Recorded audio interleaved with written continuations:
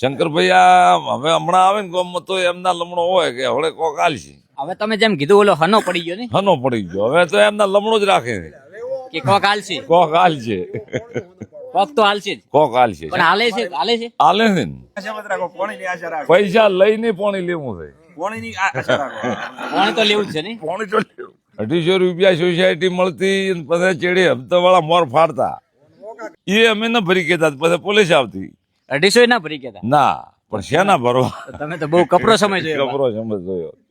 શંકરભાઈ આ હવે હમણાં આવે ને ગામમાં તો એમના લમણો હોય કે હવે કોક હાલશે 2015 થી મળે છે અને ચેરના અમે બખે પડ્યા હતા ન બગડ્યું હોય તો લ્યા થાય શું ગતું સાધન નતું થરાજ દાદા તાર સાધન પાળતા આમ હેડતા જેલા ચોય ના હેડતા થરાજ તો ઘણા હતા પણ અહીંયાથી શું કામ થરાજ હેડતા પણ આવો ચાર હેડતા તો બા અરે હોદે આવતા રા પાછા શ્યામન લઈને અને અત્યારે તો રતડાથી નથી આવી કેતા પેલાની નતરની સરકારમાં શું ફેર તમે તો પેલાની જોઈ નતરની જોઈ પહેલા તો હવે સરકાર કોંગ્રેસની હતી તે એક તો કોઈને રાહત ના હાલતી કોઈ સરકાર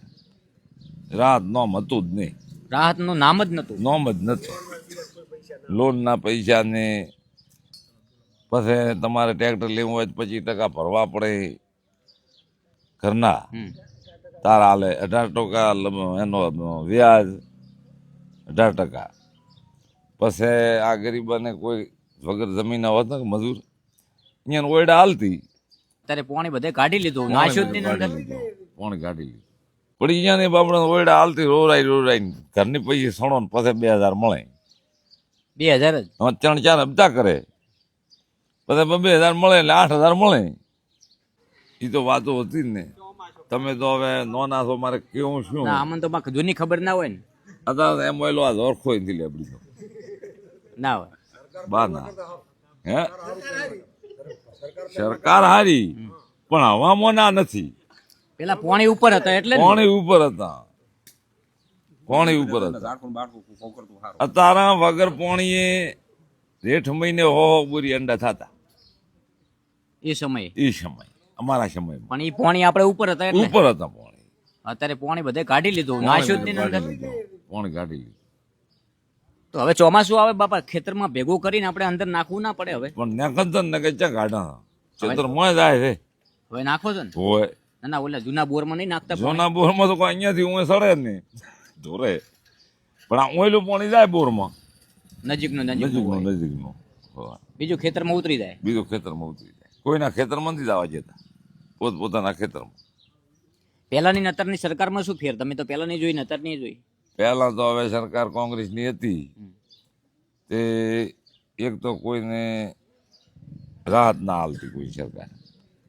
રાહત નોમ હતું જ નહીં રાહતનું નામ જ નતું નોમ જ નથી લોનના પૈસા ને પછી તમારે ટ્રેક્ટર લેવું હોય તો 25% ભરવા પડે ઘરના તાર હાલે 18% એનો વ્યાજ 18%. પછી આ ગરીબાને કોઈ વગર જમીન હોત ને મજૂર અહીંયા ઓયડા હાલતી પણ અહીંયાની બાપડે ઓયડા હાલતી રોરાઈ ઘરની પૈસા સણો ને પછી 2000 મળે 2000 જ હવે 3-4 હપ્તા કરે પછી 2000 મળે એટલે 8000 મળે તો એ કોઈ ન લઈ કેતા ઘરના પૈસાનો વ્યાજ વધા લે ને પછી ખૂબ વરસાદ આવતો ખેતર ધોરાઈ જતો અને પાક બળી જતો એનું કોઈ મળતું પેલા કશું નહીં કોઈ દિવસ કશું કોઈ દિવસ નહીં. અત્યારે અત્યારે તો મળે છે અત્યારે તો જોવા આવે છે મળે છે તમારે જેટલું નુકસાન શું થાય એ જોવા આવે છે અધિકારીઓ અને મળે છે 2014 થી મળી કેટલેથી 2015 થી મળે છે અને ચેરના અમે બખે પડ્યા હતા ન બગડ્યું હોય તો લ્યા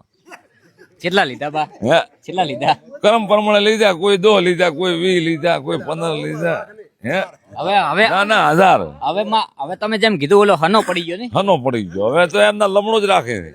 કે કોક હાલશે કોક હાલશે કોક તો હાલશે જ કોક હાલશે પણ હાલે છે હાલે છે ને. શંકરભાઈ આ હવે હમણાં આવે ને ગામમાં તો એમના લમણો હોય કે હવે કોક હાલશે પૈસા લઈને પાણી લેવું છે પાણી તો લેવું જ છે ને પાણી તો લેવું પૈસા તો શૂટરમાં ને એમાં ભાગે હમણાં પૂર્યામાં ડીઝલ પૂરે ડીઝલ પૂર્યામાં રોડ માથે